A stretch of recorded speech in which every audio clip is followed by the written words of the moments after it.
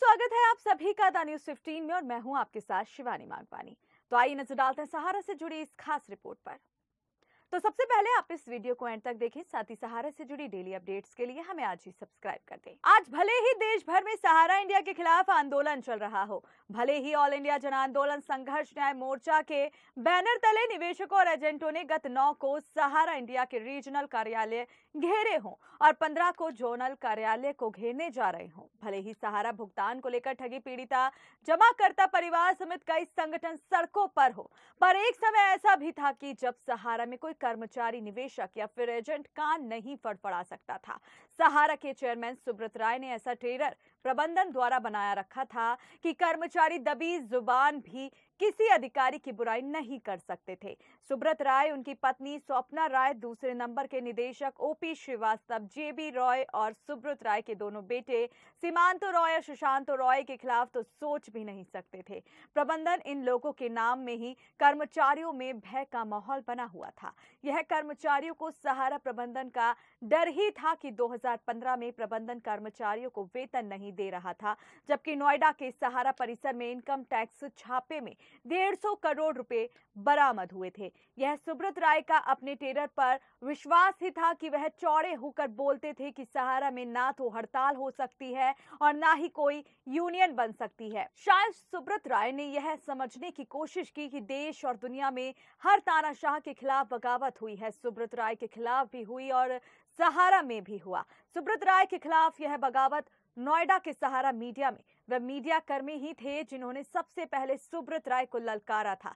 दरअसल 2014 में जब सहारा से भी विवाद में सुप्रीम कोर्ट की अवमानना करने पर सुब्रत राय की गिरफ्तारी हुई, तो उन्होंने अपने कर्मचारियों को एक पत्र लिखा था कि उनका स्वाभिमान जेल में चला गया है, तो जेल से बाहर निकलने में उनकी मदद करें। उस समय कर्मचारियों को सही से वेतन नहीं मिल रहा था, तभी भी कर्मचारियों ने जितना बना सुब्रत राय की मदद की। उस समय सुब्रत राय के प्रति कर्मचारियों में इतनी भक्ति थी कि कितने कर्मचारियों ने तो अपनी पत्नी के जेवर तक बेचकर पैसे दिए थे। उस समय पता चला था कि सुब्रत राय के एक पत्र पर लगभग 1250 करोड़ रुपए जमा हुए थे।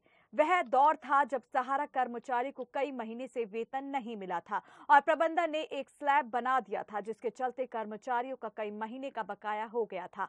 सहारा का यह वह दौर था कि मालिकान से लेकर प्रबंधन तक सब मजे मार रहे थे। गाड़ियां लगातार दौड़ रही थी, सभी अधिकारियों की किसी सुविधा में कोई कटौती नहीं की गई थी, पर कर्मचारी बेहाल थे। 2015 में एक दिन अचानक सहारा टीवी चैनल के कर्मचारी नोएडा के परिसर में नीचे उतर आए और आंदोलन करने लगे। किसी तरह से उन्हें समझाकर काम पर भेज दिया गया। जब प्रबंधन के आश्वासन के अनुसार उन्हें वेतन नहीं मिला, तो फिर से वह लोग आंदोलन करने लगे। फिर से प्रबंधन ने उन्हें समझाकर काम पर भेजा। यह सब प्रिंट मीडिया के साथी भी देख रहे थे। उनके अंदर भी प्रबंधन की बेशर्मी के प्रति आक्रोश था।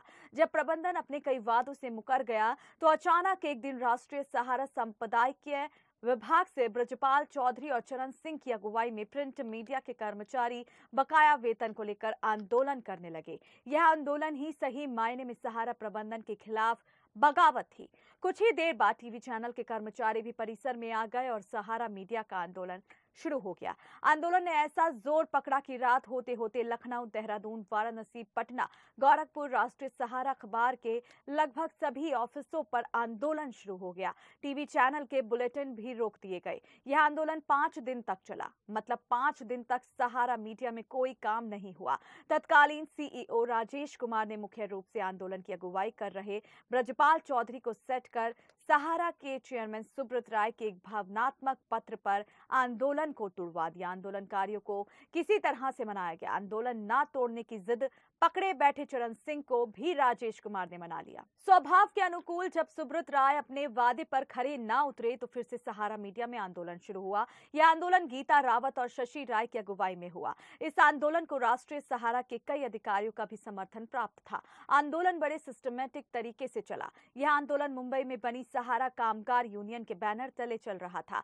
वहीं सुमित रॉय, जो आज की तारीख में मीडिया हेड हैं, आंदोलन होते देख भाग खड़े हुए थे। दरअसल जिस दिन सहारा के खिलाफ नारेबाजी हो रही थी, उसी दिन सुमित रॉय को मीडिया हेड बनाने की चर्चा थी और वह नोएडा परिसर में भी थे। बाद में पता चला कि वह भाग खड़े हुए। हालांकि बाद में किसी बात को लेकर मुंबई की यूनियन से गीता रावत और शशि राय टीम का विवाद हो गया और मुंबई यूनियन से नाता तोड़ सहारा मीडिया वर्कर्स यूनियन बनाकर उसके गठन की तैयारियां शुरू कर दी गई। यह आंदोलन तुड़वाया उपेंद्र राय और विजय राय ने। सुब्रत राय ने राजेश कुमार को सीईओ पद से हटाकर उपेंद्र राय को मीडिया हेड बना दिया। रणविजय सिंह को हटाकर विजय राय को ग्रुप एडिटर बना दिया गया। आंदोलन तुड़वाने में सहयोग करने के लिए उपेंद्र राय ने शशि राय को वाराणसी का संपादक बना दिया। हालांकि बाद में शशि राय को न केवल संपादक पद से हटाया गया बल्कि नौकरी से भी निकाल दिया गया। यही वह आंदोलन था जिसमें सुब्रत राय ने आंदोलनकारियों को एक प्रतिनिधि मंडल तिहाड़ जेल बुलाया था और धमकी भरे लहजे में कहा था कि कोई भी नेता बनने की कोशिश ना करे। सहारा में नेता तो एक ही है और वो है सुब्रत राय। यही वह आंदोलन था जिसमें प्रतिनिधि मंडल नोएडा परिसर में ही निर्णय लेकर गया था कि सुब्रत राय का अहंकार तोड़ने के लिए कोई उनके पैर नहीं छुएगा। दरअसल सुब्रत राय को पैर छुआने का बड़ा शौक। जिस अधिकारी ने जितने अच्छे ढंग से सुब्रत राय के चरण वंदना कर ली वह उतना ही बड़ा अधिकारी होता था। कितने अधिकारी तो धरती पर पूरा लेटकर उनके पैर पकड़ लेते थे। यही वह आंदोलन था जिसमें आंदोलनकारियों ने नोएडा सहारा परिसर में टेंट गाड़ कर कह दिया था कि यदि अन्याय के खिलाफ आवाज उठाना नेतागिरी है तो आज से हम नेता हैं। यह आंदोलन 1 महीने का वेतन देकर तुड़वाया गया था।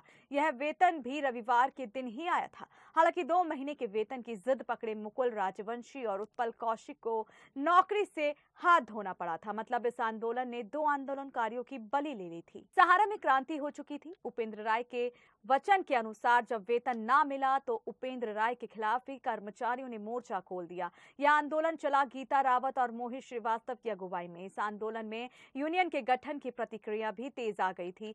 वहीं गीता रावत कानपुर से यूनियन का रजिस्ट्रेशन कराने में पूरी तरह से लग गई थी। सहारा मीडिया वर्कर्स यूनियन के नाम से यूनियन का गठन हो रहा था। गीता रावत अध्यक्ष और मोहित श्रीवास्तव को महामंत्री बनाया जा रहा था। आंदोलन को ना झेल पाने के कारण उपेंद्र राय ने अपने पद से इस्तीफा दिया। बताया जाता है कि उस समय उपेंद्र राय ने यह बोला था कि जब सहारा श्री उन्हें पैसे दे नहीं रही है तो वो कहां से दे। उपेंद्र राय ने तब यह भी कहा था कि वह अपने घर से भी बहुत पैसे लगा चुके हैं। उपेंद्र राय के बाद गौतम सरकार को मीडिया हेड बनाया गया। अब आंदोलन बड़ा रूप लेता जा रहा है। सहारा में यूनियन बनते देख सहारा प्रबंधन में हड़कंप था। बताया जाता है कि गौतम सरकार ने यूनियन को बनने से पहले ही तोड़ने के लिए रमेश अवस्थी को लगाया था। रमेश अवस्थी ने यूनियन में उपाध्यक्ष बनने जा रहे वाराणसी यूनिट के एसपी सिंह और मनोज श्रीवास्तव को तोड़कर यूनियन नहीं बनने दी। उसी समय सुब्रत राय का एक बड़ा कार्यक्रम दिल्ली में हुआ तो आंदोलनकारियों ने सुब्रत राय के घिराव की योजना बनाई। हालांकि तत्कालीन ग्रुप एडिटर विजय राय ने आंदोलनकारियों को ऐसा न करने की बात कही। जब आंदोलनकारी नहीं माने तो उन्होंने इसका खामियाजा भी भुगतने की चेतावनी दी। आंदोलनकारी 3 बसों में भरकर सुब्रत राय को घेरने के लिए नोएडा में दिल्ली पहुंचे। दिल्ली में जब आंदोलनकारी बस से उतरे तो पुलिस ने आंदोलनकारियों को गिरफ्तार कर जंतर मंतर लाकर छोड़ दिया था तथा अपने आंदोलन वहां पर करने को कहा। बताया जाता है कि जंतर मंतर पर एक आंदोलनकारी ने सुब्रत राय चोर का नारा भी लगाया था। ऐसा बताया जाता है कि इस नारे की वीडियो बनाकर तत्कालीन ब्यूरो चीफ कुणाल ने वीडियो बनाकर उच्च प्रबंधन को भेज दिया। उच्च प्रबंधन ने आंदोलनकारियों को सबक सिखाने के मकसद से ये वीडियो सुब्रत राय को भेज दी। बताया जाता है कि सुब्रत राय के निर्देश पर तब सहारा मीडिया से 22 कर्मचारी टर्मिनेट हुए थे। 22 कर्मचारियों के टर्मिनेट होने से आंदोलनकारी गेट पर आ गया था। अब नोएडा के सहारा गेट पर आंदोलन चल रहा था। फिर से सहारा मीडिया का सारा काम ठप कर दिया गया था। यह आंदोलन 3 दिन तक चला। नौकरी जाने के डर से टर्मिनेट हुए कर्मचारियों को छोड़कर दूसरे कर्मचारी काम पर लौट गए। हालांकि काफी कर्मचारी ऐसे भी थे जो काम पर नहीं जा रहे थे, जिन्हें टर्मिनेट हुए आंदोलन कर्मचारियों ने समझाकर काम पर भेज दिया। तब टर्मिनेट हुए कर्मचारियों ने अपना बकाया वेतन गेट पर धरना देकर निकाल लिया था।